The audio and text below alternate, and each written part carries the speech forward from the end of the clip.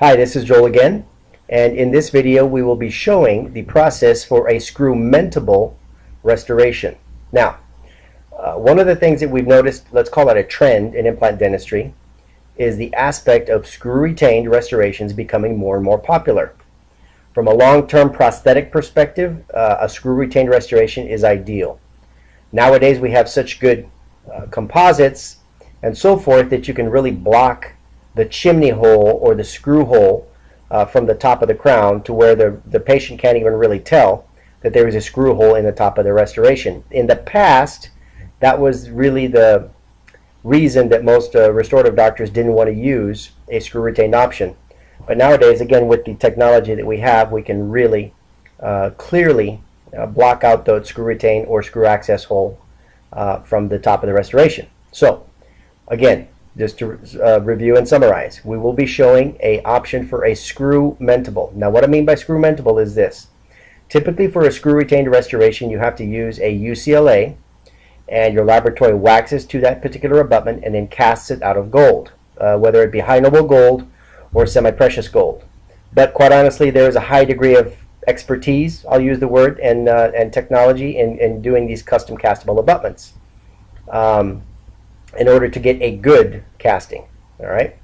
So a good way to utilize the screw retained option nowadays is by using a regular stock abutment. Now with the AnyRidge, you definitely have an advantage because you have 4 different flares of stock abutments. You have a 4mm flare, a 5mm flare, a 6mm flare, and a 7mm flare. So to be exact, a 4mm flare would be like for a lateral tooth. A 5mm flare would be like for a small bicuspid or a central incisor. A 6mm flare would be for a larger bicuspid or a small molar. And a 7mm flared easy post abutment would be like for a molar size restoration. So let's go through that process as we start here. So the first thing you're going to do is remove that healing abutment. Now with the AnyRidge system, the blue driver that you see here, it is a 1.2mm driver or 0.048 hex. So you just remove the healing abutment. And at this point in time, it is showing what we call an impression D driver. Now notice your top here is rotating because this rotating part here is friction fitting up against the inside or the guide pin on the top of the impression coping itself. So that is clockwise. And now you can see that's what I meant right here. This is the guide pin head. But now we also have in this, the top of the impression coping itself, there is a 1.2mm hex hole now in these new guide pins that we have. So we actually have a hex hole now where you can use the 1.2mm driver here, or you can use the impression D driver. All right, so you take your impression around your impression post normally, as you would. You can use your light body or a medium body wash is actually even better, with a medium body or heavy body inside your impression tray. You remove your impression.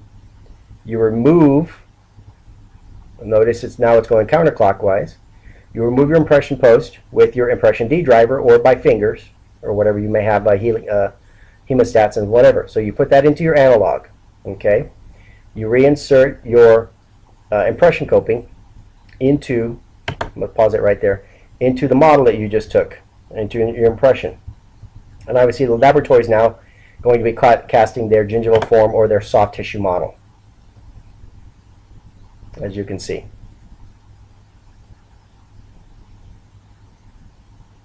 All right, so from there they're going to pour up their stone model. All right, now you can clearly see the advantage here. Let me stop you right here. The advantage here, because I get calls all the time about what size abutment do I need. So what we have to look at is the spacing between the 2 adjacent teeth, as well as the tissue height. So what your laboratory should ideally do, once they pour up the soft tissue model, is get their perio probe and measure from the top of the analog here, which is the top of the implant in the mouth, to the top of the highest portion of the gingiva. Okay, again, from the top of the implant, which is the analog again, to the top of the tissue on the stone model. That way, from an ideal perspective, your laboratory can then order the ideal stock abutment, again, which is the easy post. Now again, just a quick review, the easy post abutments come in 4, 5, 6, and 7 millimeter flares, and they also come in 2, 3, 4, and 5 millimeter tissue cuff heights. So we have lots of different options to see what you need there. All right, let's proceed. Abutment goes in place. Now, this is just showing if you have to, if the laboratory has to possibly what a lot of people call customize or prep the abutment on the working model. Now, because we have so many options for the easy post abutments, you typically don't necessarily have to do that most of the time. So that's just showing, okay, we have a little bit of a vertical height issue, so they're going to make a mark there. Again, you're not always going to do this. All right, it's just showing what you would do if you had to do that particular aspect of removing the vertical height of that abutment. So when you get a disc or burr or whatever and lop off the top of the abutment. Put it back on your working model. Notice the long guide pin here. All right, so this is what the laboratory would then use and place over your easy post abutment. All right. That's really key to the whole process right there, that long guide pin. Now, again, if the laboratory has to do any abutment preparation, but again, this is just showing if it's necessary. It's not necessarily necessary, okay? So, by the way, with these easy post abutments, they are ginger hued and they are gold. But if you do prep them, they do turn gray. So, obviously, if you don't have to prep them, that would be more ideal. All right, so then what's going to happen, and I'm going to pause it when it changes sign over here.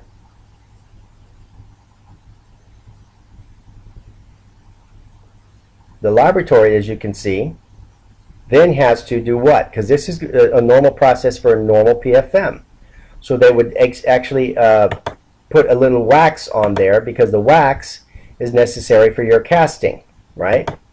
Now, the question becomes, would the laboratory have to put a dye spacer on your abutment? It depends, honestly, on the waxing process, but it is a good idea to put a dye spacer on the abutment. It's not a bad idea. And then just do the wax up right to the easy post abutment. That's for your casting, that wax up. All right? And that's just showing the whole process there. Obviously, they're going to wax sprue it, cast it. There's your casting, as you can see there. That's already casted. Quick overview. And there is your framework. So then obviously the restoration would then be made to whatever shade and so forth that you need, and you get the idea relative to what's happening there. Again, that guide pin is key for the removal access of this. Now, excuse me, it's showing the jig portion here. Excuse me. The jig is not necessarily, again, necessary. The reason they're showing the jig because the jig actually helps you with the seating of the abutment, getting you in the correct position with your abutment. Some labs will make you a jig, some labs won't. You don't, again, necessarily need it. So you remove that, and your jig carries the abutment nicely into place, so you get it correct every time. That's what the purpose of a jig. So there it's in the mouth. Put your final screw. By the way, the gold screw is your final screw, and your blue screw is your laboratory screw. All right, tighten that down. Put that in place. Remove that, and there you can see. Now here is where the restorative doctor's part comes in relative to the, again, screwmentable. And obviously mentable means cementable. So this is a bad idea, by the way, putting this much cement in here. You don't want to fill it up. Not a good idea. Just get one of those little quick tips, the little bendable tip with the cotton tip applicator, and paint the inside of the crown. You don't need that much cement because obviously all that cement is going to come out. Now it's easier to clean up, don't get me wrong. You can have access because you are going to remove that, and you'll see in just a second, and it is easier to clean up, but again, you just don't need that much cement. All right, so you put that in there, have the patient bite down. Okay. just like you would a normal PFM. And once it sets, once the whole thing sets,